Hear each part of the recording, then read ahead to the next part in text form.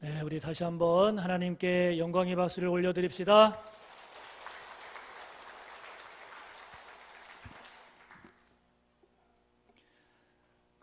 작년 7월에 개봉한 영화 중에 예수는 역사다라는 그런 영화가 있습니다. 윌로우 크릭 교회 그리고 새들배 교회의 교육 목사이기도 했던 리 스트로벨이라는 목사님이 예수는 역사다라는 책을 썼는데 그 책을 영화화한 것입니다. 그 책의 내용은 철저한 무신론자였던 이 리 스트로벨이 예수님, 특별히 그 예수님의 부활을 믿게 되는 그런 실화를 기록하고 있는데 그거를 이제 영화화한 겁니다. 리 스트로벨 이 사람은 철저한 무신론자였습니다.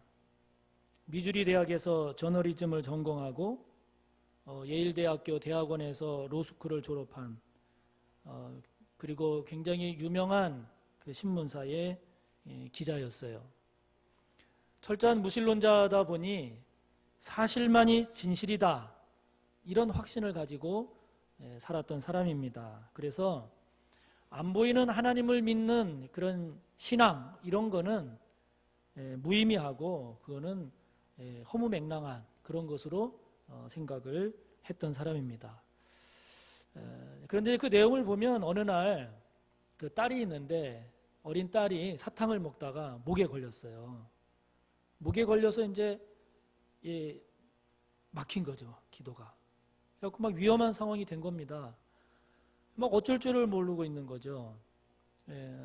자칫 잘못하면 이제 큰 사고가 날 그런 상황에서 한 여인이 와서 이 딸을 살려줘요.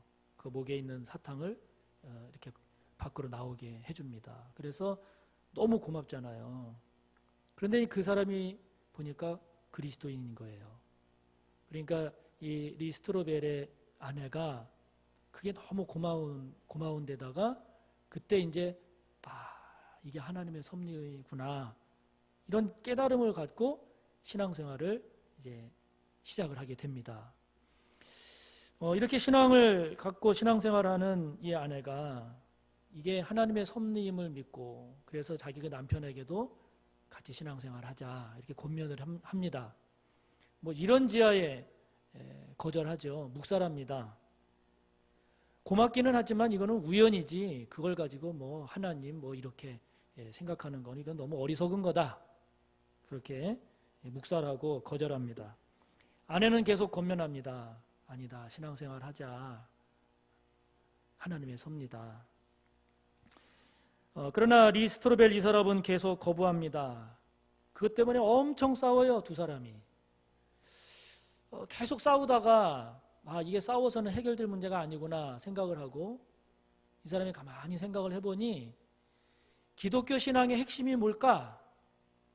부활이더라 하는 거예요. 그래서 이 예수의 부활이라고 하는 이것이 허무맹랑한 이야기임을 자기가 밝힐 수 있으면 다시는 아내가 나에게 예수 믿자, 신앙생활하자 이런 요구는 하지 않을 거다 이렇게 생각을 하고 그래서 기독교 신앙의 핵심인 이 예수의 부활의 역사적 사실성에 대한 허구를 그 허구성을 밝히기 위해서 이제 예수님에 대한 이 부활에 대한 역사적 사실 여부를 이제 탐구하기 시작하게 되는 겁니다. 많은 사람들을 만납니다. 각 분야에 정말 내노라 하는 정말 저명한 사람들, 고고학자 또 의사 예수님이 그렇게 저렇게 죽었다고 하는데 이게 사실이냐? 이렇게 죽은 상태에서 살아날 수 있느냐? 혹시 안 죽은 거 아니냐? 뭐 등등.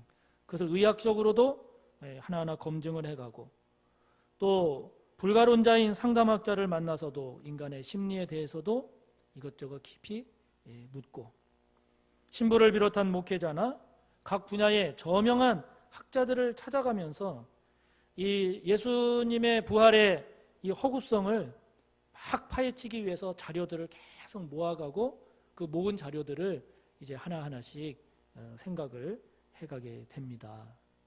그러다가 결국 마침내 예수님의 부활을 부정하려고 달려들었다가 오히려 예수님의 부활에 대한 역사적 사실성을 인정하게 되고, 그것을 인정하게 되니까 이제 예수님을 믿게 된 거예요. 믿게 돼서 나중에는 그가 기자직을 그만두고 이제 목사가 됩니다. 목회자가 돼서 윌로우 크릭 교회 그리고 새들배 교회에서 교육 목사로 섬기고, 지금은 저술 활동에 전념하고 있는 그런 삶을 살아가고 있습니다. 철저한 무신론자였어요. 신이 어딨냐? 신앙이라는 게 그게 무슨 의미가 있느냐라고 하는 생각을 가지고 살던 사람이 이제 하나님을 아는, 예수 그리스도를 믿는 그런 신앙, 그런 생각으로 바뀐 거예요. 이 세상만 보고 살았어요. 보이는 것만이, 사실만이 진실이다. 세상만을 보고 살던 그런 그 사람이 이제는 천국도 보는 그런 사람으로 바뀐 겁니다. 땅만 보고 살았습니다. 이제는 하늘도 볼 줄 아는 생각을 갖게 된 것입니다. 사실만이 진실이라고 주장하던 그런 생각을 갖고 있는 사람이 이제 신을 인정하고 신앙을 갖게 된 거죠. 그러니까 여러분, 이것을 우리가 생각이라고 하는 관점에서 보면 생각이 바뀌니까 삶이 바뀌는 거예요. 가치관이 바뀌니까 삶의 목적과 방향이 달라지는 거예요.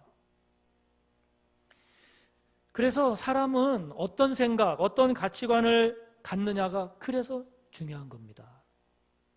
왜냐하면 그가 가지고 있는 생각이 그 사람의 삶의 방향과 그리고 내용을 결정하기 때문입니다. 우리의 생각, 우리의 가치관이라고 하는 것이 그냥 형성되는 게 아니잖아요. 이것저것 경험을 하면서 또 책이나 배움을 통해서 또 깊은 사색을 통한 깨달음을 통해서 또 우리 주변에 허락되어진 환경과 현실 속에서 우리들의 가치관과 생각들이 형성되어 가잖아요. 그 생각과 가치관이 우리의 삶을 결정하기에, 그래서 우리의 마음과 우리의 생각이 특별히 예수님의 마음으로 물들어야 되는 이유가 여기에 있는 것이죠. 우리의 가치관이 성경적인 가치관, 하나님의 가치관으로 자리를 잡아야 하는 이유가 여기에 있는 것입니다. 우리의 영이 그 무엇보다도 성령으로 이끌림을 받아야 되는 이유가 사람이 갖고 있는 생각과 가치관에 따라서 그렇게 살아가기 때문이죠. 그래서 우리가 겉으로는 신앙이 있노라 하지만, 그러나 정작 우리가 살아가는 우리의 삶에 있어서 우리의 생각이, 우리의 가치관이 오늘 본문에 나오는 이 사두개인들처럼 하나님에 대해서 말은 하지만 실제 살아가는 생각이 이 세상에만 꽂혀 있으면, 가치관이 이 세상에만 갇혀 있으면 우리도 이 사두개인들처럼 하나님을 놓쳐버린다는 거예요. 예수님을 놓쳐버린다는 것입니다. 천국을 잃어버리게 된다는 것입니다. 본문에 나오는 이 사두개인들, 이 사두개인이라고 하는 것은 솔로몬 왕 때 대제사장이었던 사독, 그 사독의 후예임을 자청하는 제사장 계열의 귀족층입니다. 제사장 계열이다 보니까 이들은 성전이 최고인 거예요. 성전이 모든 것인 거예요. 제사가 제일인 거예요. 제사가 모든 것인 거예요. 그러다 보니까 여러분, 제사에 관한 말씀은 모세오경에만 나오거든요. 율법이라고 하는 게 모세오경이거든요. 그러니까 성경도 모세오경만 인정해요, 이들은. 그 이외에 다른 말씀을 하나님의 말씀 성경으로 인정하지 않아요. 모세오경도 오경에 기록된 그 문자, 그 내용만 인정하지 그것을 보다 더 정확하기 위한 장로들의 해석이나 전통 인정하지 않아요. 당시 이스라엘 사회에서 성전 그리고 제사는 그 영향력이 절대적이었어요. 그렇기 때문에 이 제사장 계열의 이 사두개인들은 성전과 제사를 통해서 막대한 부를 축적할 수 있게 됐고, 또 이 성전과 제사를 통해서 그 당시 사회에서 가장 높은 명예와 존경심을 받았던 사람들 중에 하나가 바로 이 사두개인들이었습니다. 그러다 보니 여러분, 이들에게 천국은 어딜까요? 이 땅인 거예요. 이 땅인 거예요. 자신들에게 부와 명예를 가져다주는 현 체제, 그것을 옹호할 수밖에 없지요. 그것을 위협하는 그 누구 모두가 다 이들에게는 적이 되는 거예요. 그런 점에서 예수님은 이들을 위협하는 존재로 인식될 수밖에 없었어요. 이들은 이 세상, 자기들이 살아가고 있는 이 세상 이외의 그 어떤 것도 인정하지 않았어요. 주후 37년경, 그러니까 예수님 그 공생에 막 승천하시고 3, 4년 지나서 태어났을 것으로 예상이 되는 그 요세푸스라고 하는 그 유대인 역사가에 의하면, 그의 글에 의하면 이 사두개인들은 영혼은 몸과 함께 멸망한다, 이런 생각을 가지고 있었다고 하는 거예요. 영혼은 몸과 함께 멸망한다. 그러니까 이 살아있을 때만이 전부인 거예요. 그 이후는 인정하지 않는 거예요. 그렇기 때문에 이들은 이 세상 이외의 천국, 그거 인정하지 않아요. 이 세상 이외에 다시 살아난다는 부활, 그거 인정하지 않아요. 천사, 인정하지 않아요. 이들은 특히 사람이 죽었다가 다시 산다, 이 부활을 특히 인정하지 않은 것으로 유명해서, 그래서 당시 바리새인들은 사두개인들을 이단이라고까지 규정하기도 했다고 그래요. 그래서 여러분 오늘 본문에 보면 사두개인을 이야기할 때 부활이 없다 하는 사두개인, 이렇게 표현하고 있잖아요. 여러분, 이들이, 사두개인들은 왜 부활을 인정하지 않았을까요? 왜 천사도 인정하지 않았을까요? 이들에게는 이 세상이 전부인 거예요. 왜 그럴까요? 이 세상에서 가진 게 너무 많았어요. 이들이 왜 천국을 인정하지 않았을까요? 이 세상에서 누리는 것이 너무 좋고 너무 많았어요. 그렇기 때문에 이 세상이 그들에게는 천국이었기 때문에 이 세상 이외에 그 어떤 것도 인정하지 않았고, 이러한 이들의 생각, 이러한 가치관은 이 세상의 방식, 이 세상의 생각과는 다른 하나님 나라의 질서, 하나님 나라의 원리, 이해할 수가 없는 거예요.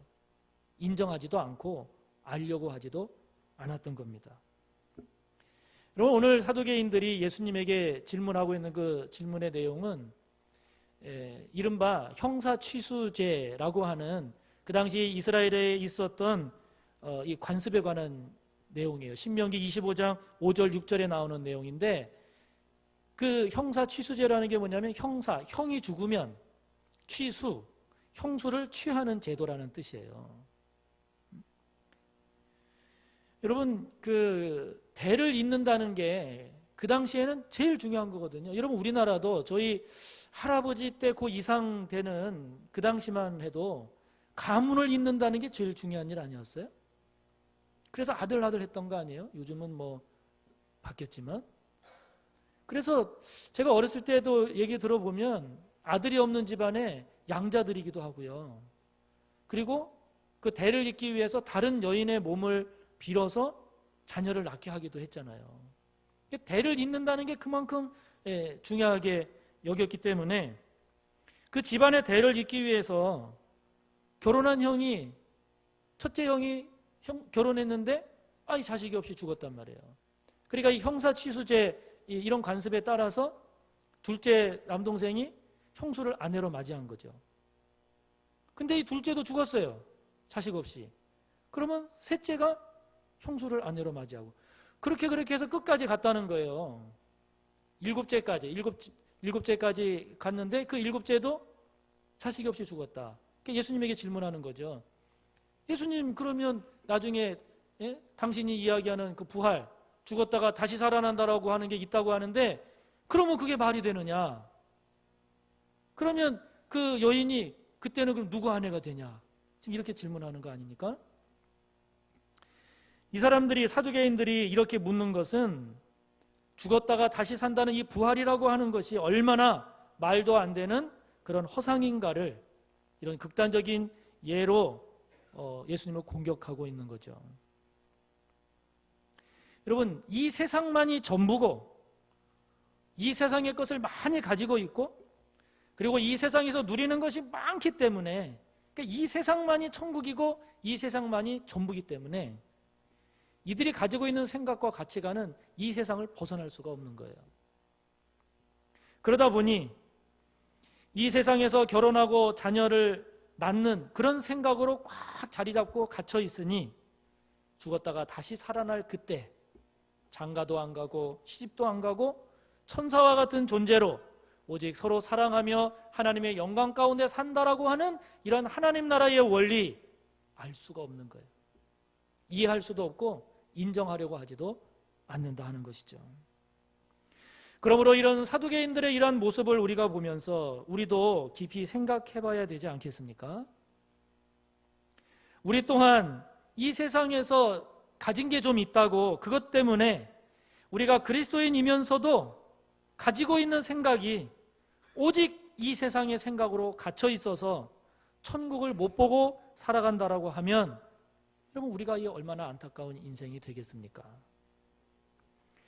우리에게 세상에서 좀 누리는 것이 있다고 그래서 천국의 질서도 부정하고 산다라고 하면 우리가 세상에서 좀 성공했다라고 해서 이 세상 이외에 하나님의 나라도 모르고 하나님 나라의 원리도 모르고 부활 그리고 예수 그리스도도 놓치고 살아간다라고 하면 여러분 그것처럼 소탐대실의 인생이 어디 있겠는가 하는 것입니다.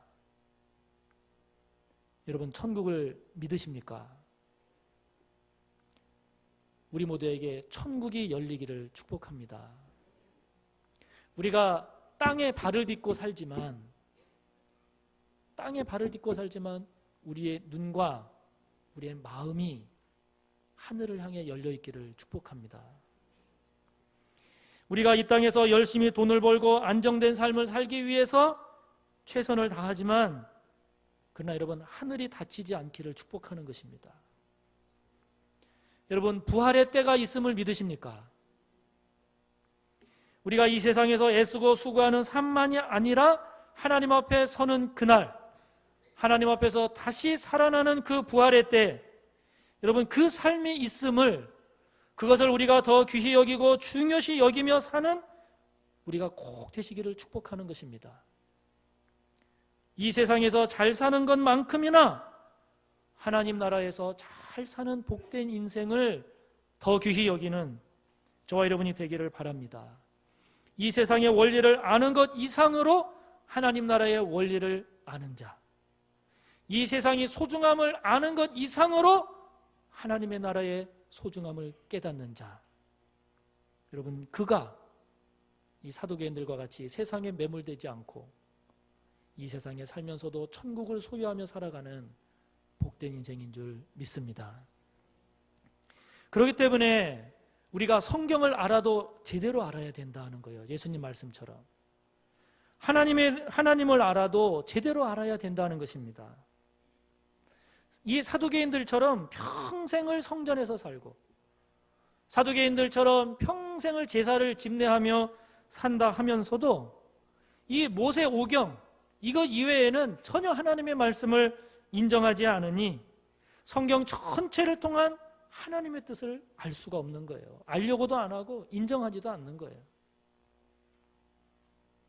하나님에 대해서도 그 하나님은 단지 이 세상에서 나의 필요를 채워주시는 하나님, 하나님이라고 하는 분은 단지 이 세상에서 나를 잘되게 해주시는 하나님, 그런 하나님으로만 알고 있으니 기도할 때마다 내가 기도한 대로 응답하시는 하나님이어야 된다라고 생각하고 하나님을 알고 있으니 여러분 그 하나님에 대해서 어떻게 제대로 알 수가 있겠어요? 29절을 보면 예수님 이렇게 말씀하십니다. 29절을 보시기 바랍니다. 너희가 성경도 하나님의 능력도 알지 못하는 거로 오해하였도다.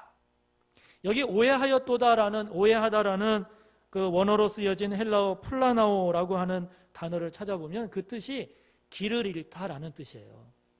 방황하다라는 뜻이에요. 정도에서 벗어나다라는 뜻이에요. 그러니까 성경을 알되 제대로 알지 못하면 길을 잃어버린다는 거예요. 성경을 알되 제대로 알지 못하면 방황하게 된다는 거예요. 정도에서 벗어나게 된다는 것입니다. 하나님에 대해 아는 것도 마찬가지입니다. 하나님에 대해서 알되 제대로 알아야지, 그렇지 못하면 바르게 걸어가야 할 길을 잃어버린다는 거예요. 여러분, 성경을 잘 안다는 것이 무엇일까요?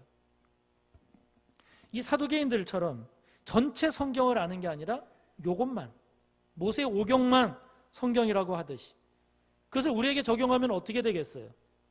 내가 좋아하는 말씀만 기억하는, 내가 좋아하는 말씀만 원하는, 그래서는 성경을 알 수 없다는 거예요. 전체를 알아야지. 나에게 비록 어떤 말씀은 쓰디쓴 말씀이라 할지라도 하나님의 말씀에게 아멘. 그래서 전체를 아는, 그래야 성경을 제대로 아는 거죠. 하나님의 말씀은 그 말씀대로 묵상하고 깨닫고 나한테 적용을 해야지, 내 편리한 대로 나의 논리를 정당화하는 것으로 사용하면 안 되는 것이다 하는 것이죠. 아유, 이 말씀은 오늘날에는 안 맞는 말씀이야. 이 말씀대로 살면 힘들어서 안 돼.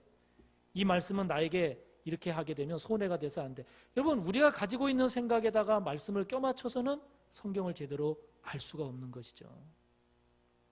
하나님의 말씀에 저와 여러분의 생각을 맞출 줄 알아야, 부분적인 말씀이 아니라 하나님의 말씀 전체에 대해서 우리가 알아가는 노력을 게을리하지 않아야, 그래야 성경에 대해서 제대로 아는, 엉뚱한 방향으로 가지 않는 우리가 되지 않겠습니까?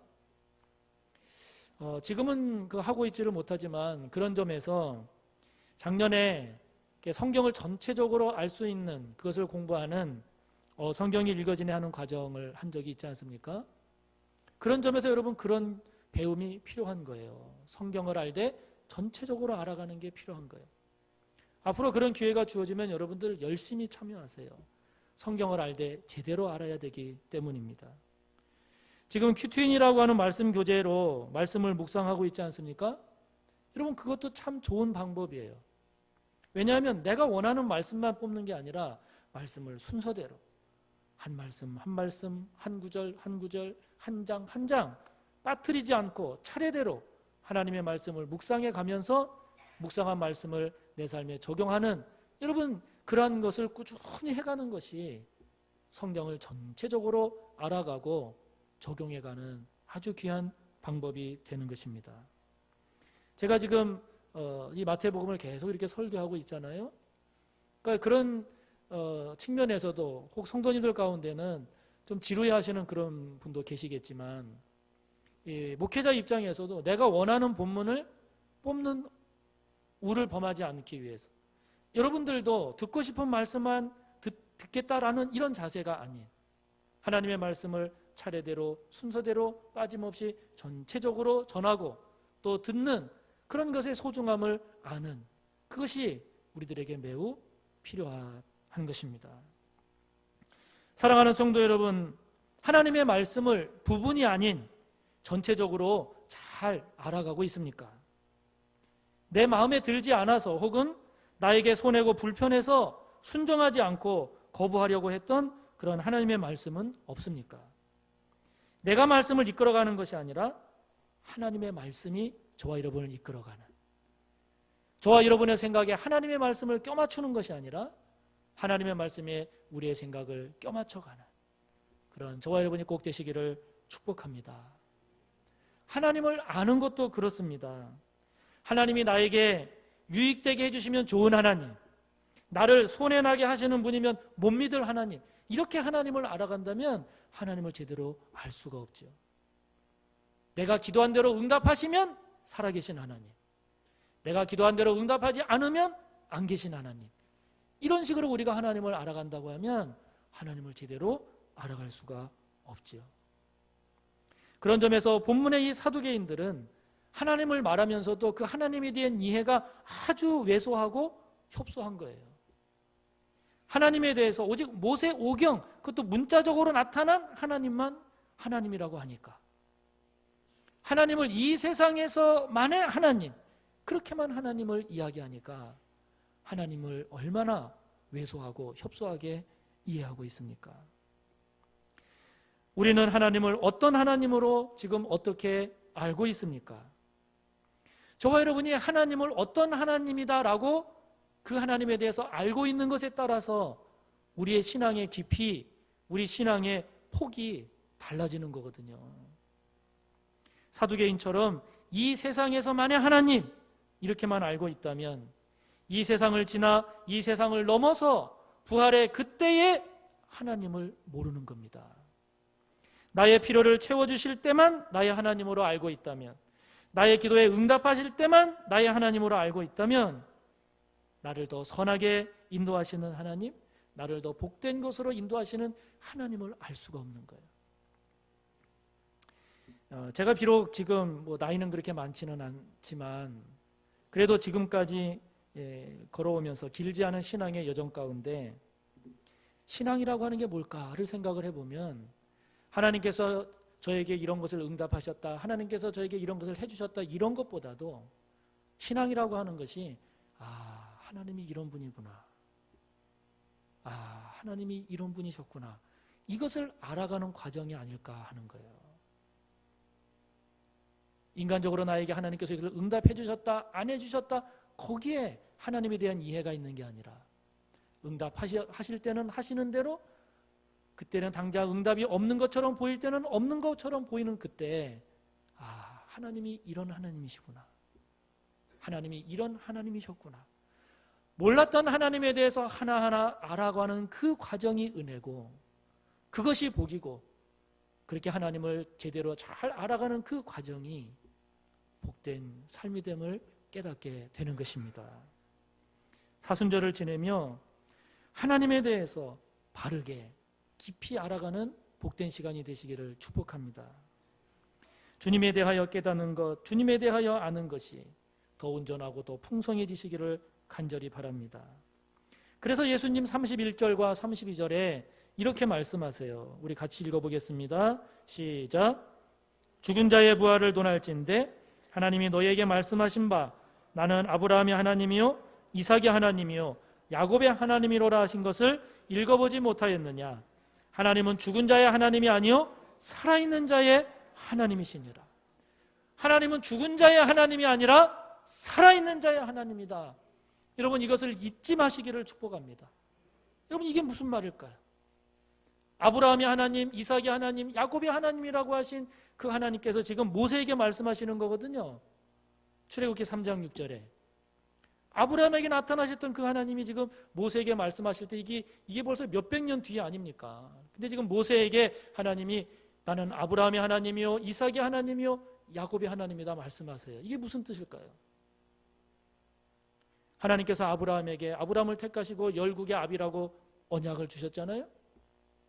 그 언약을 주실 때 아브라함 살아있었단 말이에요. 근데 지금 모세에게 말씀하시는 그때 여러분 아브라함이 죽었어요? 살았어요? 죽어 있잖아요. 근데 하나님 말씀하세요. 내가 아브라함의 하나님이다. 이 무슨 말일까요?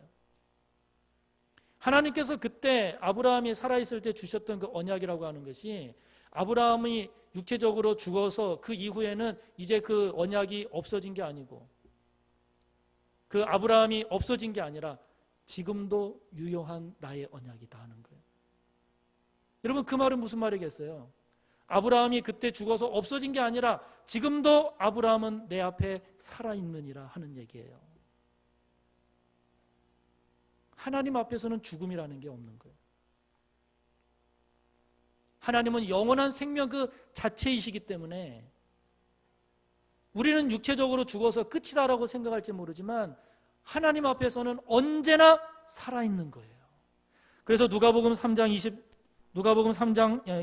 38절을 보면 예수님 이렇게 말씀하세요. 하나님에게는 모든 사람이 살아있느니라.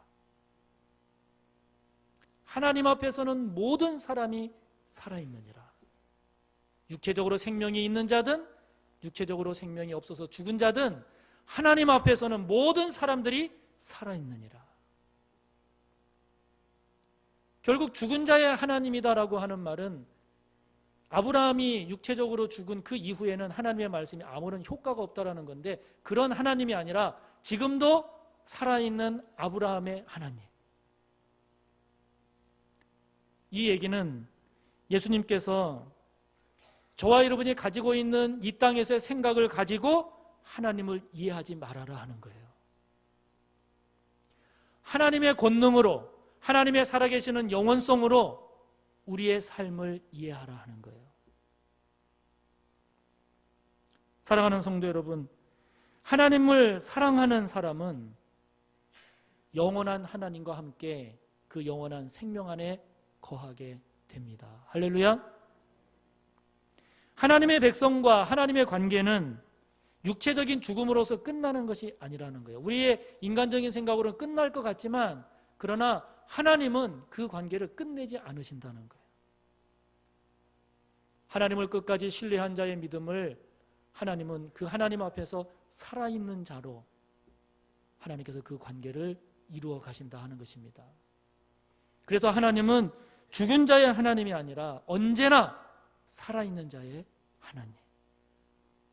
여러분, 그 하나님이 저와 여러분이 믿는 하나님인 거예요.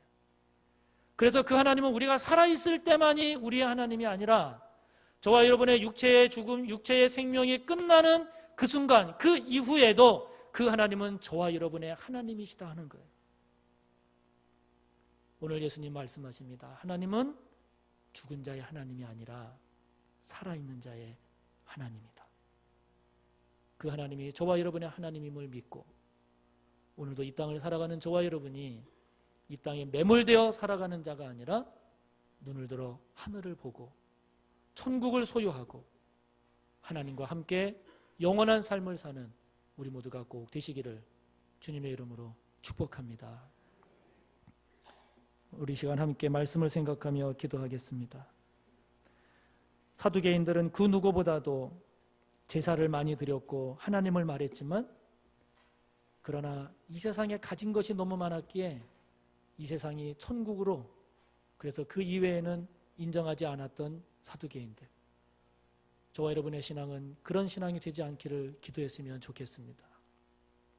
이 땅에서 아무리 많이 갖고 아무리 높아진다 할지라도 그것보다 더 귀한 천국을 놓치지 않는 저와 여러분, 언제나 하늘의 문이 열려있는 저와 여러분, 죽어있는 자의 하나님이 아니라 살아있는 자의 하나님, 그 하나님이 바로 나의 하나님이심을, 살아서뿐만이 아니라 죽어서도 나의 하나님이 되신다는 그 하나님과 함께, 그 주님과 함께 이 땅을 살아가는 우리가 되기를 말씀을 생각하며 주여 하고 기도합니다. 주여. 하나님